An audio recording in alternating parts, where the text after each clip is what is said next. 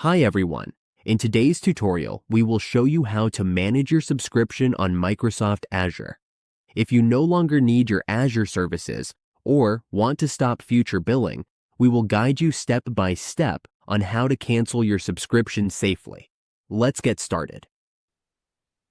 On your Microsoft Azure dashboard, we will go to your settings. You can find settings in the upper right corner of your page. Just click on Settings.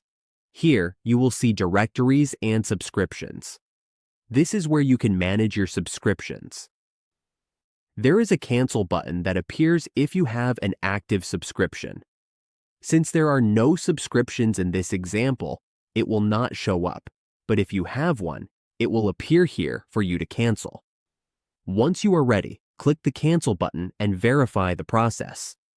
After verification, your Microsoft Azure subscription has now been successfully canceled.